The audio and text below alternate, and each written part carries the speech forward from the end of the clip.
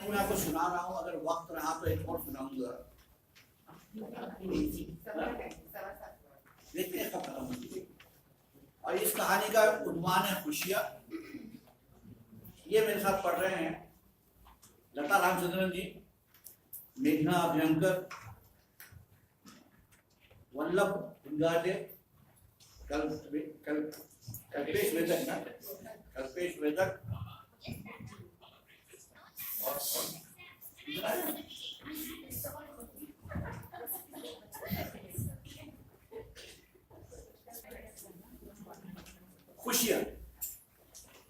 खुशियां सोच रहा है।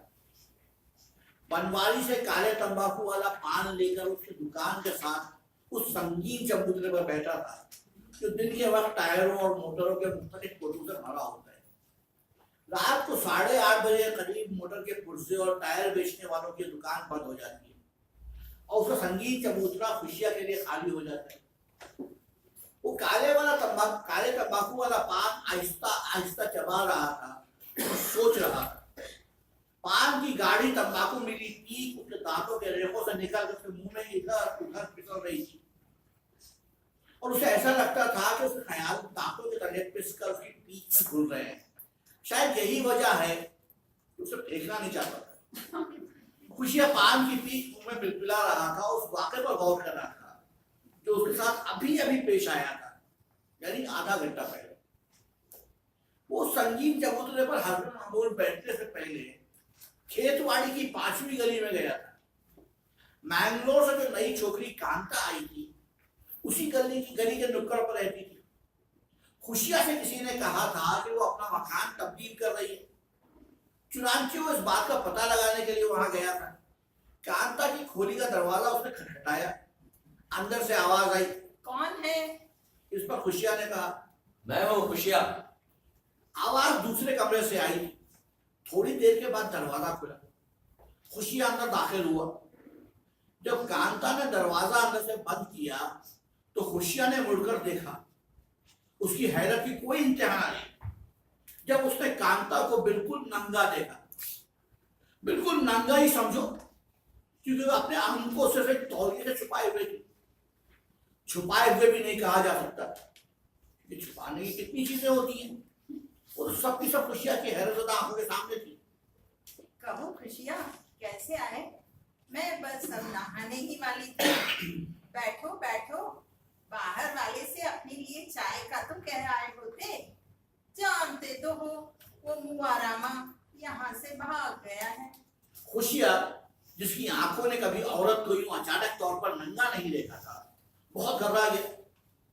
उसकी समझ में नहीं आता था क्या कहे। उसकी नजरें जो एकदम उरियानी से दो चार हो गई थी, अपने आप को कहीं छुपाना चाहती थी। उसने जल्दी जल्दी से इतना कहा, जाओ जाओ, तुम नहा लो। फिर एकदम उसकी जबान खुल गई। पर तुम जब नंगी थी तो दरवाजा खोलने की क्या जरूरत थी? अंदर से कह दिया होता, मैं फिर आ जाता। लेकिन जाओ, तुम नहा लो। कांता मुस्कुराई।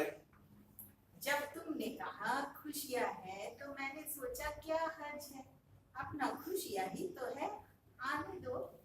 कांता की यह मुस्कुराहट अभी तक खुशियां के दिलो दिमाग में तैर रही थी। उस वक्त भी कांता का नंगा जिस्म मोम के पुतले की माने उसकी आंखों के सामने खड़ा था और पिघल पिघल कर उसका अंदर जा रहा था। उसका जिस्म खूबसूरत था। पहली मर्तबा खुशियां को मालूम हुआ कि जिस्म बेचने वाली औरतें भी ऐसा डॉल बदल रखती हैं। उसको इस बात पर हैरत हुई थी। सबसे ज्यादा ताज्जुब उसे इस बात पर हुआ था कि नंग धड़क उसके सामने खड़ी हो गई और तो लाश तक नहीं। क्यों? इसका जवाब कांता ने ये दिया, जब तुमने कहा खुशियां है तो मैंने सोचा क्या हर्ज है, अपना खुशियां ही तो है, आने दो। कांता और खुशियां एक ही पेशे में शरीक थे। वो उसका दलाल था, इस लिहाज से वो उसी का था। पर ये कोई वजह नहीं थी कि उसके सामने नंगी हो जाती। कोई खास बात थी। कांता के अल्फाज में खुशियां कोई और ही मतलब कुरेद रहा है। ये मतलब यकवक्त इस कदर साफ और इस कदर मुहिम था कि खुशियां किसी खास नतीजे पर नहीं पहुंच सका था। उस वक्त भी वो कांता के नंगे जिस्म को देख रहा था जो ढोलकी पर मंडे हुए चमड़े की तरह तना हुआ था। उसकी लुढ़कती हुई निगाहों से बिल्कुल बेपरवाह।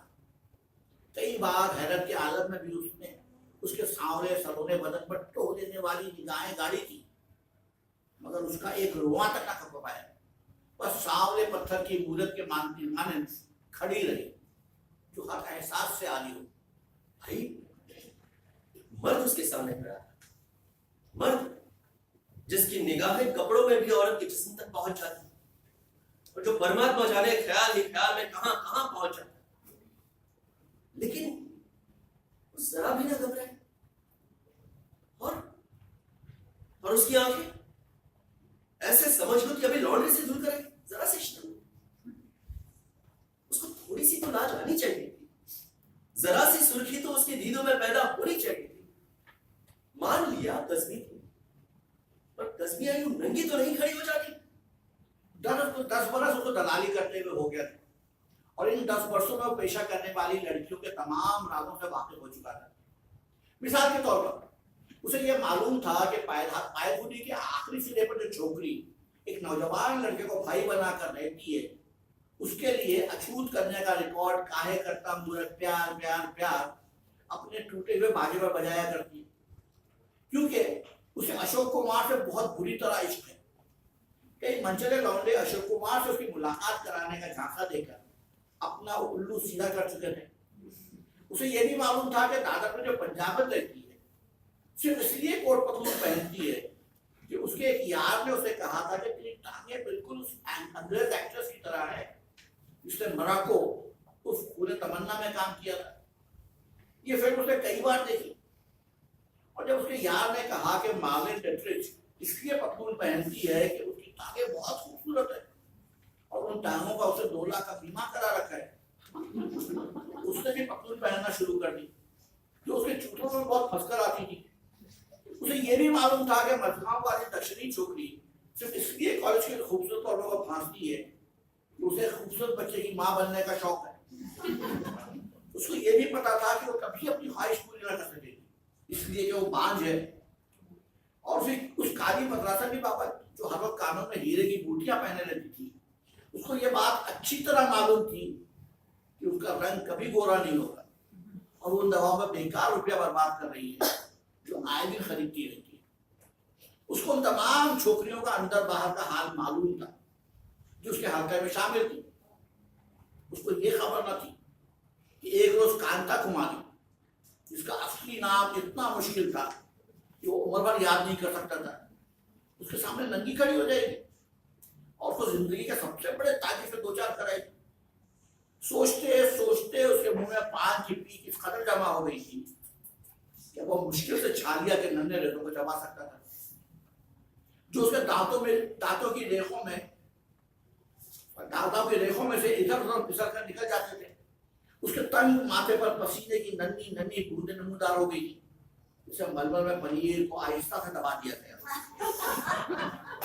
उसके मर्दाना वकार को धक्का सा पहुंचा था जब वो कांता के नंगे जिस्म को अपने तस्वीर में लाता, उसे महसूस होता भाई जैसे उसका अपमान हुआ है। ये अपमान नहीं तो क्या है? यानी एक छोकरी नंग धड़ंग तुम्हारे सामने खड़ी हो जाती है और कहती है इसमें हर्ज ही क्या है, तुम खुशियां ही तो। खुशियां ना हुआ वो साला बिल्ला हो गया जो उसके बिस्तर में बड़ा उठता रहता है, और क्या? अब उसे यकीन होने लगा कि सचमुच उसकी बेइज्जती हुई है, हतक हुई है।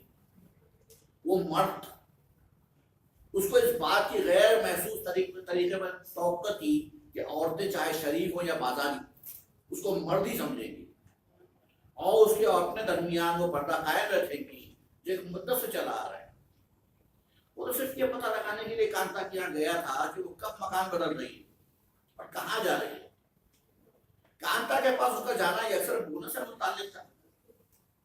इधर खुशियां कांता की बाबत सोचता कि जब उसका दरवाजा खटखटाएगा तो अंदर क्या कर रही होगी, तो उसके तस्वुर में ज्यादा से ज्यादा इतनी बातें आ सकती थी।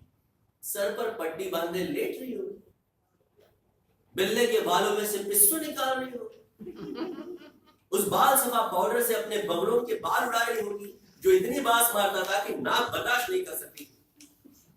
पलंग पर अकेले बैठे ताश फैला पेशेंस खेल रही होगी। बस इतनी चीजें थी जो उसके जहन में आती थी। घर में वो किसी को रखती नहीं थी, इसलिए इस बात का ख्याल ही नहीं आ सकता था। और होशियार ने सोचा ही नहीं था, वो तो काम से वहां गया था कि अचानक कांता, यानी कपड़े पहनने वाली कांता, मतलब ये कि वो कांता जिसको हमेशा कपड़ों में देखा करता था, उसके सामने बिल्कुल नंगी खड़ी हो। अरे बिल्कुल नंगी समझो, क्योंकि एक छोटा सा तौलिया सब कुछ तो छुपा नहीं सकता। होशियार को ये नजारा देखकर ऐसा महसूस हुआ था जैसे छिलका उसके हाथ में रह गया है और केले का गूदा जो सामने आ गिरा है। नहीं, और ही महसूस हुआ था, जैसे जैसे वो खुद नंगा हो गया। अगर बात यहाँ तक खत्म हो जाती तो कुछ ना होता। होशियार अपनी हैरत को किसी ना किसी बहाने दूर कर देता, मगर मुसीबत यह आन पड़ी थी कि उस लौंडिया ने मुस्कुरा कर कहा था, जब तुमने कहा खुशियां है तो मैंने सोचा अपना खुशियां ही ये बात उसे खाई जा रही, मुस्कुरा रही थी। वो बार बार बड़बड़ाता, जिस तरह कांता नंगी थी उसी तरह उसकी मुस्कुराहट खुशियां पर नंगी नजर आई थी। ये मुस्कुराहट ही नहीं, उसे कांता का जिस्म भी हद तक नजर आया था, वो उसको रंगा फेरा। उसे बार बार बचपन के वो दिन याद आ रहे थे कि पड़ोस की एक औरत से कहा करती थी, खुशियाँ बेटा जा दौड़ के जा, ये बाल्टी पानी से भर ला। जब वो बाल्टी भर के लाया करता था तो वो धोती से बनाए हुए पर्दे के पीछे से कहा करती थी, अंदर आके या मेरे पास रख दे, मैंने मुंह पे साबुन मला हुआ है, मुझे कुछ सुझाई नहीं देता। वो धोती का पर्दा हटाकर बाल्टी उसके पास रख दिया करता था। उस वक्त साबुन के झाग में लेटती हुई नंगी औरत उसे नजर आया करती थी, मगर उसके दिल में किसी किस्म का हिजाब पैदा नहीं होता था। भाई उस वक्त मैं बच्चा था, बिल्कुल भोला भाला। बच्चे और मर्द में बहुत फर्क होता है। बच्चों से कौन पर्दा करता है? और अब तो मैं पूरा मर्द हूं। मेरी उम्र इस वक्त 28 बरस के करीब है, और 28 बरस के जवान आदमी के सामने तो कोई बूढ़ी औरत भी नंगी खड़ी नहीं होती। कांता तुझे क्या समझा था? क्या उस वक्त तमाम बातें नहीं थी जो नौजवान मर्द में होती हैं? इसमें कोई शक नहीं कि वो कांता को यकपयक नंग धड़ंग देखकर बहुत घबरा गया था। लेकिन चोर निगाहों से क्या उसने कांता की उन चीजों का जायजा नहीं लिया जो रोजाना इस्तेमाल के बावजूद उसकी हालत पर कायम थी? और क्या ताज्जुब के मर्द होते हुए उसके दिमाग में यह ख्याल नहीं आया था कि 10 रुपए में कांता बिल्कुल महंगी नहीं है। और दशहरे के रोज बैंक का वो मुंशी जो 2 रुपए की रियायत न मिलने पर वापस चला गया था, बिल्कुल गधा था। और उनके सबके ऊपर एक लम्हे के लिए उसके तमाम पुट्ठों में एक अजीब किस्म का खिंचाव पैदा नहीं हो गया था। और उसने एक ऐसी अंगड़ाई नहीं लेना चाहिए थी जिससे उसकी हड्डियां चलाने लगे। फिर क्या वजह थी कि मैंगलोर की सांवली छोकरी ने उसको मर्द ना समझा और सिर्फ खुशियां समझकर उसको सब कुछ देखने नहीं दिया? उसने गुस्से में आकर पान की गाड़ी पी थूक दी, जिसने फुटपाथ पर कई बेलमुंडे बना दिए। एक थूक कर उठा और ट्राम में बैठकर अपने घर चला गया। घर में उसने नहा धोकर नई धोती पहनी। जिस बिल्डिंग में रहता था उसकी एक दुकान में सैलून था, उसके अंदर जाकर उसने आईने के सामने अपने बालों में कंघी की। फौरन ही कुछ ख्याल आया तो कुर्सी पर बैठ गया और बड़ी संजीदगी से उसे दाढ़ी मूंदने के लिए हजाम से कहा। आज चूंकि दूसरी मर्तबा वो दाढ़ी मुंडवा रहा था, इसलिए हजाम ने कहा, अरे भाई खुशियाँ, भूल गए क्या? सुबह मैंने ही तो तुम्हारी दाढ़ी मोड़ी थी। इस पर खुशियां ने बड़ी मताना से दाढ़ी पर उल्टा हाथ फेरते हुए कहा, खूटी अच्छी तरह नहीं निकली। अच्छी खूटी निकलवा कर और चेहरे पर पाउडर बलवा कर तो सैलून से बाहर निकला। सामने टैक्सियों का अड्डा था। बंबई के मखसूस अंदाज में उसने करके एक टैक्सी ड्राइवर को अपनी तरफ मुतवज्जो किया और उंगली के इशारे पर टैक्सी लाने के लिए कहा। जब वो टैक्सी में बैठ गया तो ड्राइवर ने मुड़कर उससे पूछा, साहब कहाँ जाना है साहब? इन 4 लफ्जों ने और खास तौर पर साहब ने खुशियां को बहुत मसरूर किया। मुस्कुराकर उसने बड़े दोस्ताना लहजे में जवाब दिया, बताएंगे, पहले तुम ओपेरा हाउस की तरफ चलो, लेमिंगटन रोड से लेते हुए, समझे? ड्राइवर ने मीटर की लाल झंडी का सर नीचे की तरफ दबा दिया। टन टन हुई और टैक्सी ने लेमिंगटन रोड का रोक दिया। लेमिंगटन रोड का जब आखिरी सिरा आ गया तो खुशियां ने ड्राइवर को हिदायत दी, बाएं हाथ मोड़ लो। टैक्सी बाएं हाथ मुड़ गई। अभी ड्राइवर ने गियर भी ना बदला था कि खुशियां ने कहा, ये सामने वाले खंबे के पास रोक लेना जरा। ड्राइवर ने ऐन खंबे के पास टैक्सी खड़ी कर दी। खुशिया दरवाजा खोलकर बाहर निकला और एक पान वाले की दुकान की तरफ बढ़ा। यहां से उसने एक पान लिया और उस आदमी से जो कि दुकान के पास खड़ा था चंद बातें की और उसे अपने साथ टैक्सी पर बिठाकर ड्राइवर से कहा, सीधे ले चलो। देर तक टैक्सी चलती रही। खुशिया ने जिधर इशारा किया ड्राइवर ने उधर हैंडल फेर दिया। मुख्तलिफ पुररौनक बाजारों में से होते हुए टैक्सी एक नीम रोशन गली में दाखिल हुई जिसमें आमद और रफ्त कम थी। कुछ लोग सड़क पर बिस्तर जमाए लेते थे, उनमें से कुछ बड़े इत्मीनान से चंपी करा रहे थे। जब टैक्सी उन चंपी कराने वालों के आगे निकल गई और एक लकड़ी के बंगले नुमा मकान के पास पहुंची तो खुशिया ने ड्राइवर को ठहरने के लिए कहा, बस अब यहीं रुक जाओ। टैक्सी ठहर गई। खुशिया ने उस आदमी से जिसको पान वाले की दुकान से अपने साथ लाया था आहिस्ता से कहा, जाओ, मैं यहाँ इंतजार करता हूँ। वो आदमी बेवकूफी की तरह खुशिया की तरफ देखता हुआ टैक्सी से बाहर निकला और सामने वाले लकड़ी के मकान में दाखिल हो गया। खुशिया जमकर टैक्सी के गद्दे पर बैठ गया। एक टांग पर दूसरी टांग रखकर उसने जेब से बीड़ी निकाली, जलाई और एक दो कश लेकर बाहर सड़क पर फेंक दी। वो बहुत मुस्तरिब था, इसलिए उसे ऐसा लगा कि टैक्सी का इंजन बंद नहीं हुआ है। उसके सीने में चूंकि फड़फड़ाहट हो रही थी, इसलिए वो समझा कि ड्राइवर ने बिल बढ़ाने की गरज से पेट्रोल छोड़ रखा है। चुनांचे उसने तेजी से कहा, यू बेकार इंजन चालू रखकर तुम कितने पैसे और बढ़ा लोगे? ड्राइवर ने मुड़कर खुशिया की तरफ देखा और कहा, सेठ, इंजन तो बंद है। जब खुशिया को अपनी गलती का एहसास हुआ तो उसका इस्तराब और भी बढ़ गया। उसने कुछ कहने के बजाय अपने होठ चबाने शुरू कर दिए।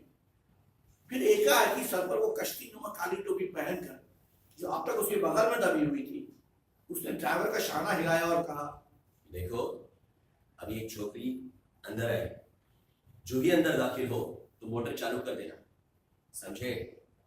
घबराने की कोई बात नहीं, मामला ऐसा वैसा नहीं है। इतने में सामने से लकड़ी के मकान से दो आदमी बाहर निकले। आगे आगे खुशिया का दोस्त था, उसके पीछे पीछे कांता थी जिसने शोक रंग की साड़ी पहन रखी थी। खुशिया जैसे उस तरफ सड़क गया जिधर अंधेरा था। खुशिया के दोस्त ने टैक्सी का दरवाजा खोला और कांता को अंदर दाखिल करके दरवाजा बंद कर दिया। फौरन ही कांता की हैरत भरी आवाज सुनाई दी जो चीख से मिलती जुलती थी, खुशिया, तुम? हाँ मैं, लेकिन तुम्हें रुपए मिल गए ना? देखो ड्राइवर, जो ले चलो। ड्राइवर ने सर दबाया। इंजन फड़फड़ाना शुरू हुआ। वो बात जो कांता ने कही सुनाई ना दे सकी। टैक्सी एक झटके के साथ आगे बढ़ी और खुशिया के दोस्त को सड़क के बीच हैरतज़दा छोड़कर उस नीम रोशन गली में गायब हो गई।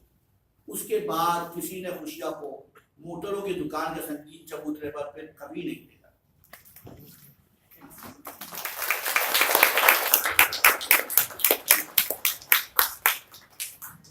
अगर आपके ताब हो, ताकत हो तो एक कहानी और सुनाते हैं जो मुझे बहुत पसंद है।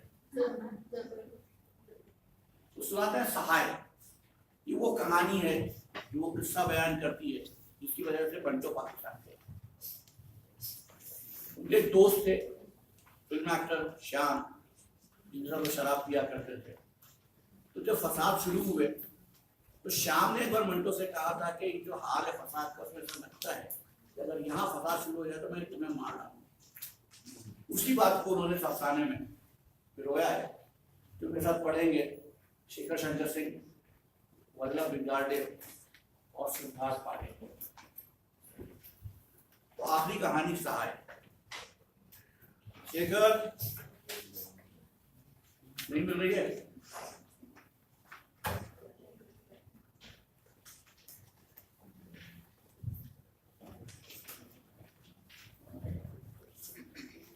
सादा सादा मंटो की कहानी सहाय।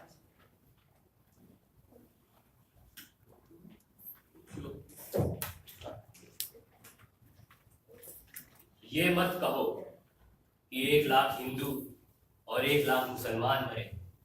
ये कहो कि 2 लाख इंसान मरे। और ये इतनी बड़ी ट्रेजेडी नहीं कि 2 लाख इंसान मरे। ट्रेजेडी असल में ये है कि मारने और मरने वाले किसी भी खाते में नहीं गए। 1 लाख हिंदू मारकर मुसलमानों ने ये समझा होगा कि हिंदू मजहब मर गया है। लेकिन वो जिंदा है और जिंदा रहेगा। इसी तरह 1 लाख मुसलमान कत्ल करके हिंदुओं ने बदले बजाए होंगे कि इस्लाम खत्म हो गया है, मगर हकीकत आपके सामने है कि इस्लाम पर एक हल्की सी खराश भी नहीं आई। वो लोग बेवकूफ हैं जो समझते हैं कि बंदूकों से मजहब शिकार किए जा सकते हैं। मजहब, दीन, ईमान, धर्म, यकीन, अकीदत, ये जो कुछ भी है हमारे जिस्म में नहीं रूह में होता है। छुरे चाकू और गोली से ये कैसे फना हो सकता है? मुमताज उस रोज बहुत ही पुरजोश था। हम सिर्फ 3 थे जो उसे जहाज पर छोड़ने के लिए आए थे। वो एक गैर मुतय्यन अरसे के लिए हमसे जुदा होकर पाकिस्तान जा रहा था। पाकिस्तान जिसके वजूद के मुतालिक हम में से किसी को वहमो गुमान भी न था। हम तीनों हिंदू थे। मगरबी पंजाब में हमारे रिश्तेदारों को बहुत माली और जानी नुकसान उठाना पड़ा था। गालिबन यही वजह थी कि मुमताज हमसे जुदा हो रहा था। जुगल को लाहौर से खत मिला कि फसादात में उसका चचा मारा गया है, तो उसको बहुत सदमा हुआ। चुनांचे इसी सदमे के जेरे असर बातों बातों में एक दिन उसने मुमताज से कहा, मैं सोच रहा हूं अगर हमारे मोहल्ले में फसाद शुरू हो जाए तो मैं क्या करूं? क्या करोगे? मैं सोच रहा हूं बहुत मुमकिन है कि मैं तुम्हें मार डालूं। ये सुनकर मुमताज बिल्कुल खामोश हो गया और उसकी ये खामोशी तकरीबन 8 रोज तक कायम रही और उस वक्त टूटी जब उसने अचानक हमें बताया कि वो 3:45 बजे समुद्री जहाज से कराची जा रहे हैं। हम तीनों में से किसी ने उसके इरादे के मुताबिक बातचीत न की। जुगल को इस बात का शदीद एहसास था कि मुमताज की रवानगी का बायस उसका ये जुमला है, मैं सोच रहा हूं बहुत मुमकिन है मैं तुम्हें मार डालूं। गालिबन वो अब तक यही सोच रहा था कि वो मुश्तइल होकर मुमताज को मार सकता है या नहीं। मुमताज जो कि उसका जिगरी दोस्त था, यही वजह है कि वो हम तीनों में सबसे ज्यादा खामोश था। ये अजीब बात यह है कि मुमताज गैर मामूली तौर पर बातूनी हो गया था, खास तौर पर रवानगी से चंद घंटे पहले। सुबह उठते ही उसने पीना शुरू कर दिया। असबाब वगैरह कुछ कंधा से बंधवाया जैसे कोई सैर व तफरीह के लिए जा रहे हैं। खुद ही बात करता और खुद ही हंसता। कोई और देखता तो समझता कि वो बंबई छोड़ने में नाकाबिल बयान मसरत महसूस कर रहा है। लेकिन हम तीनों अच्छी तरह जानते थे कि वो सिर्फ अपने जज्बात छुपाने के लिए हमें और अपने आप को धोखा देने की कोशिश कर रहा है। मैंने बहुत चाहा कि उससे इस यकलख्त रवानगी के मुतालिक बात करूं। इशारा तक मैंने जुगल से भी कहा कि वो बात छेड़े, मगर मुमताज ने हमें कोई मौका ही ना दिया। जुगल 3-4 पे पीकर और भी ज्यादा खामोश हो गया और दूसरे कमरे में लेट गए। मैं और ब्रिजमोहन उसके साथ रहे। उसे कई बिल अदा करने थे, डॉक्टरों की फीसें देनी थी, लॉन्ड्री से कपड़े लाने थे। ये सब काम उसने हंसते खेलते किए। लेकिन जब उसने नाके के होटल के बाजू वाली दुकान से पान लिया तो उसकी आंखों में आंसू आ गए। ब्रिजमोहन के कंधे पर हाथ रखकर वहां से चलते हुए उसने हौले से कहा, याद है ब्रिज, आज से 10 बरस पहले जब हमारा हाल बहुत बदला था, गोविंद ने हमें 1 रुपया उधार दिया था। रास्ते में मुमताज खामोश रहा, मगर घर पहुंचते उसने फिर बातों का लाभ अपना ही सिलसिला शुरू कर दिया। ऐसी बातों का जिनका सर था ना पैर, लेकिन वो कुछ ऐसी पुरखुलूस थी कि मैं और ब्रिजमोहन बराबर उनमें हिस्सा लेते रहे। जब रवानगी का वक्त करीब आया तो जुगल भी शामिल हो गया। लेकिन जब टैक्सी बंदरगाह की तरफ चली तो सब खामोश हो गए। मुमताज की नजरें बंबई के वसी और कुशादा बाजारों को अलविदा कहती रही, हत्ता कि टैक्सी अपनी मंजिल मकसूद तक पहुंच गई। बेहद भीड़ थी, हजारा रिफ्यूजी जा रहे थे। खुशहाल बहुत कम, बदहाल बहुत ज्यादा, बेपनाह हुजूम था। लेकिन मुझे ऐसा मालूम होता था कि अकेला मुमताज जा रहा है, हमें छोड़कर ऐसी जगह जा रहा है जो उसकी देखी भाली नहीं, जो उसके मानूस बनाने पर भी अजनबी रहे। लेकिन ये मेरा अपना ख्याल था, मैं नहीं कह सकता कि मुमताज क्या सोच रहा था। जब कैबिन में सारा सामान चला गया तो मुमताज हमें अर्शे पर ले गया, उधर जहां आसमान और समुंदर आपस में मिल रहे थे। मुमताज देर तक देखता रहा, फिर उसे जुगल का हाथ अपने हाथ में लेकर कहा, ये महज फरेब नजर है, आसमान और समुंदर का आपस में मिलना। लेकिन ये फरेब नजर किस कदर दिलकश है ये मिलाप। जुगल खामोश रहा। गालिबन उस वक्त भी उसके दिलो दिमाग में उसकी कही हुई बात चुटकियां ले रही थी। मैं सोच रहा हूँ बहुत मुमकिन है मैं तुम्हें मार डालूं। मुमताज ने जहाज की बाहर से ब्रांडी मंगवाई, क्योंकि सुबह से यही पी रहा था। हम चारों ग्लास हाथ में लिए जंगले के साथ खड़े थे। रिफ्यूजी धड़ाधड़ जहाज में सवार हो रहे थे और करीब करीब साकिन समुंदर पर आबी परिंदे मंडला रहे थे। जुगल ने दफतन एक ही जिरे में अपना ग्लास खत्म किया और निहायत ही भोंडे अंदाज में मुमताज से कहा, मुझे माफ कर दे मुमताज, मेरा ख्याल है मैंने उस रोज तुम्हें दुख पहुंचाया था। मुमताज ने थोड़े तवक्कुफ के बाद जुगल से सवाल किया, जब तुमने कहा था मैं सोच रहा हूँ बहुत मुमकिन है मैं तुम्हें मार डालूं, क्या उस वक्त वाकई तुमने यही सोचा था? नेक दिली से इसी नतीजे में पहुंचे थे? लेकिन मुझे अफसोस है तुम मुझे मार डालते तो तुम्हें ज्यादा अफसोस होता, लेकिन सिर्फ उस सूरत में अगर तुमने गौर किया होता कि तुमने मुमताज को, एक मुसलमान को, एक दोस्त को नहीं बल्कि इंसान को मारा। वो अगर हरामजादा था तो तुमने उसकी हरामजदगी को नहीं बल्कि खुद उसको मार डाला। वो अगर मुसलमान था तो तुमने उसकी मुसलमानी को नहीं उसकी हस्ती को खत्म किया है। अगर उसकी लाश मुसलमानों के हाथ आती तो कब्रिस्तान में एक कब्र का इजाफा हो जाता, लेकिन दुनिया में एक इंसान कम हो जाता। थोड़ी देर खामोश रहने और कुछ सोचने के बाद उसने फिर बोलना शुरू किया, हो सकता है मेरे हम मजहब मुझे शहीद कहते, लेकिन खुदा की कसम अगर मुमकिन होता तो मैं कब्र फाड़ कर चिल्लाना शुरू कर देता। मुझे शहादत का ये रुतबा कबूल नहीं, मुझे ये डिग्री नहीं चाहिए जिसका इम्तहान मैंने दिया ही नहीं। लाहौर में तुम्हारे चचा को एक मुसलमान ने मार डाला, तुमने ये खबर बंबई में सुनी और मुझे कत्ल कर दिया। बताओ तुम और मैं किस तमगे के मुस्तहिक हैं, और लाहौर में तुम्हारा चचा और उसका कातिल किस खिल्लत का हकदार है। अरे मैं तो ये कहूंगा मरने वाले कुत्ते की मौत मरे और मारने वालों ने बेकार, बिल्कुल बेकार अपने हाथ खून से रंगे। बातें करते करते मुमताज बहुत ज्यादा जज्बाती हो गए, लेकिन इस ज्यादती में खुलूस बराबर का था।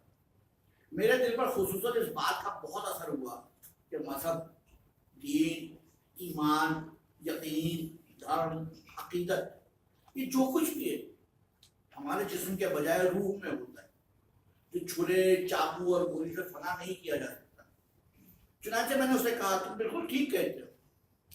ये सुनकर मुमताज ने अपने ख्यालात का जायजा लिया और तकले बेचैनी से कहा, नहीं, बिल्कुल ठीक नहीं। मेरा मतलब है ये सब ठीक तो है, लेकिन शायद मैं जो कुछ कहना चाहता हूँ अच्छी तरह अदा नहीं कर सका। मजहब से मेरी मुराद ये मजहब नहीं, ये धर्म नहीं जिसमें हम में से 99% मुब्तला है। मेरी मुराद उस खास चीज से है जो कि इंसान को दूसरे इंसानों के मुकाबले में जुदा गाना हैसियत बख्शती, वो चीज जो इंसान को हकीकत में इंसान साबित करती। लेकिन ये चीज क्या है? अफसोस है कि मैं इसे हथेली पर रखकर नहीं दिखा सकता, लेकिन उसमें वो कौन सी खास बात थी? कट्टर हिंदू था, पेशा निहायत ही जलील, लेकिन इसके बावजूद उसकी रूह किस कदर रोशन थी। मैंने पूछा किसकी? एक भड़वे की। हम तीनों चौक पड़े। मुमताज के लहजे में कोई तकल्लुफ नहीं था, इसलिए मैंने संजीदगी से पूछा, एक भड़वे की? मुमताज ने इस बात में सर हिलाया। मुझे हैरत है वो कैसा इंसान था, और ज्यादा हैरत इस बात की है कि वो उर्फे आम में एक भड़वा था, औरतों का दलाल, लेकिन उसका जमीर बहुत साफ था। मुमताज थोड़ी देर के लिए रुक गए, जैसे वो पुराने वाकयात अपने दिमाग में ताजा कर रहे हैं। चंद लम्हात के बाद उसने फिर बोलना शुरू किया। उसका पूरा नाम मुझे याद नहीं, कुछ सहाय था, बनारस का रहने वाला, बहुत ही सफाई पसंद। वो जगह जहां वो रहता था वो बहुत ही छोटी थी, मगर उसने बड़े सलीके से उसे मुख्तलिफ खानों में तकसीम कर रखा था। पर्दे का माकूल इंतजाम था, चारपाइयाँ और पलंग नहीं थे, लेकिन गद्दे और गांव तक के मौजूद थे। चादरें और गिलाफ वगैरह हमेशा उजले रहते थे। नौकर मौजूद था, मगर सफाई वो खुद अपने हाथों से करता था। सिर्फ सफाई ही नहीं, हर काम। और वो सर से बला कभी नहीं डालता था, धोखा और फरेब नहीं करता था।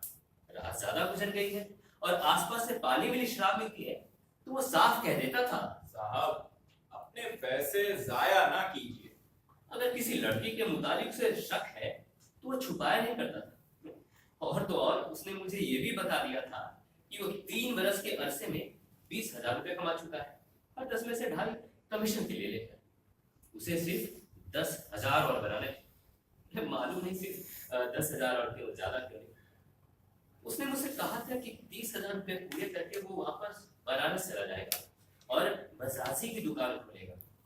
मैं ये भी नहीं कह सकता कि वो सिर्फ कपड़ों ही की दुकान खोलने का आरज़ूमंद क्यों था। मैं यहाँ तक सुन चुका था, मेरे मुंह से निकला कि अजीबोगरीब आदमी था। मुमताज ने अपनी गुफ्तगू जारी रखी। मेरा ख्याल था कि वो सर तापा बनावट है, एक बहुत बड़ा फ्रॉड है। कौन यकीन कर सकता है कि उन तमाम लड़कियों को जो उसके धंधे में शरीक थी अपनी बेटियां समझता था। ये भी उस वक्त मेरे लिए समझ से परे था कि उसने हर लड़की के नाम पर पोस्ट ऑफिस में सेविंग अकाउंट खोल रखा था और हर महीने कुल आमदनी वहां जमा कराता था।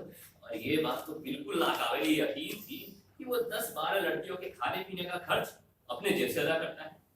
उसकी हर बात मुझे जरूरत से ज्यादा बनावटी मालूम होती थी। एक दिन मैं उसके यहाँ गया तो उसने मुझसे कहा, अमीना और सकीना दोनों छुट्टी पर हैं। मैं हर हफ्ते उन दोनों को छुट्टी दे देता हूँ ताकि बाहर जाकर किसी होटल में मांस वगैरह खा सके।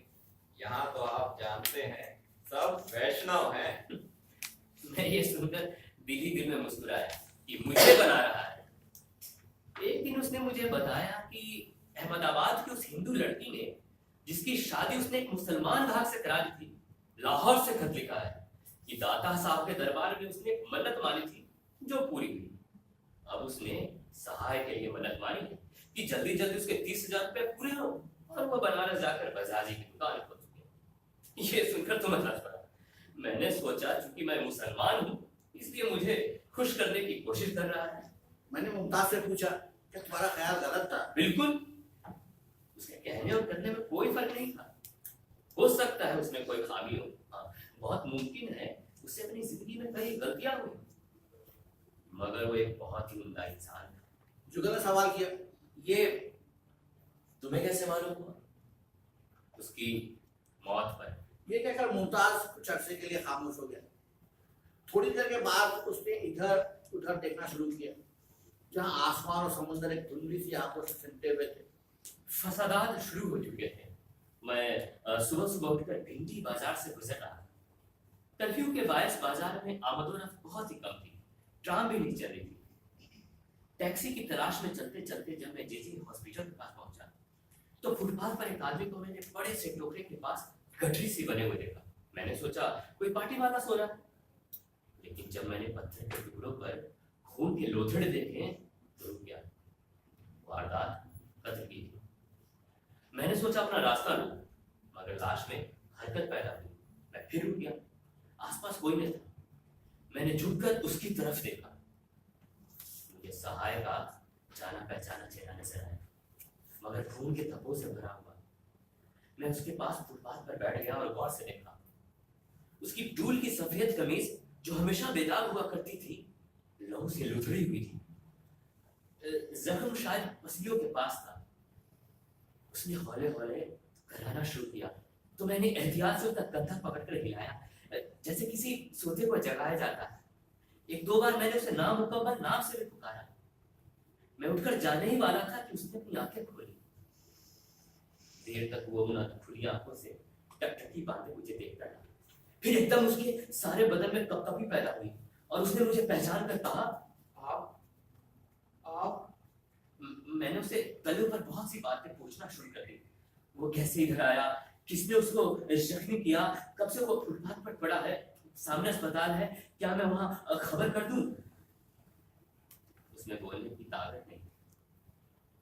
जब मैंने सारे सवाल कर डाले तो कराते हुए उसने बड़ी मुश्किल से ये अल्फाज कहे, मेरे दिन पूरे हो चुके थे, भगवान को यही मंजूर था।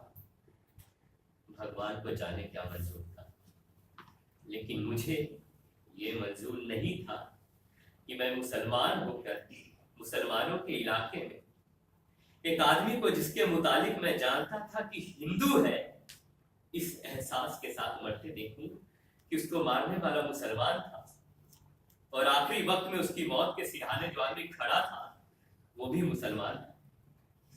मैं डरपोक तो नहीं, लेकिन उस वक्त मेरी हालत डरपोकों से बदतर थी। एक तरफ ये खौफ दामनगीर था, मुमकिन है मैं ही पकड़ा जाऊं, दूसरी तरफ ये डर था कि पकड़ा ना गया तो पूछताछ के लिए धर लिया जाऊंगा। एक बार ख्याल आया अगर मैं इसे अस्पताल ले गया तो क्या पता है अपना बदला लेने की खातिर मुझे फंसा दे। सोचे मरना तो है, क्यों नहीं इसे साथ लेकर मर। इस किस्म की बातें सोचकर मैं चलने ही वाला था, बल्कि यूं कहिए कि भागने वाला था। इस सहाय ने मुझे पुकारा, मैं ठहर गया। ना ठहरने के इरादे के बावजूद मेरे कदम रुक गए। मैंने उसकी तरफ इस अंदाज से देखा गोया उसे कह रहा हूं, ये जल्दी करो मियां, मुझे जाना है।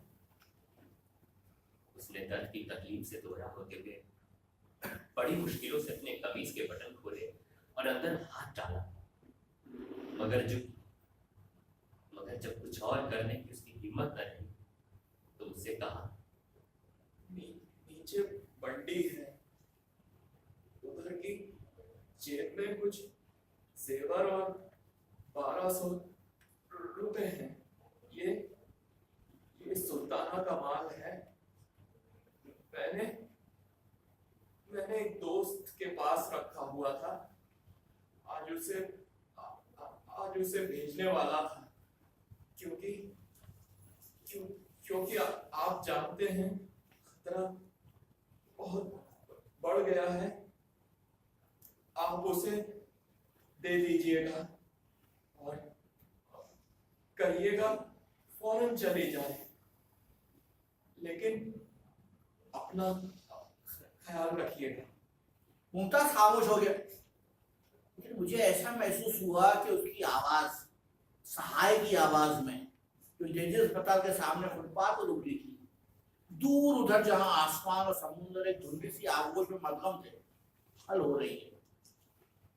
जहाज ने विसल दिया तो मुमताज ने कहा, मैं सुल्ताना से मिला, उसको जेवर और रुपए दिए तो उसकी आंखों में आंसू आ गए। जब हम मुमताज से रुखसत होकर नीचे उतरे तो वो अर्शे पर जंगले के साथ खड़ा था, उसका दाहिना हाथ हिल रहा था। मैं जुगल से मुखातिब हुआ, क्या तुम्हें ऐसा मालूम नहीं होता कि मुमताज सहाय की रूह को बुला रहा है हम सफर बनाने के लिए? जुगल ने सिर्फ इतना कहा, काश मैं सहाय की रूह होता।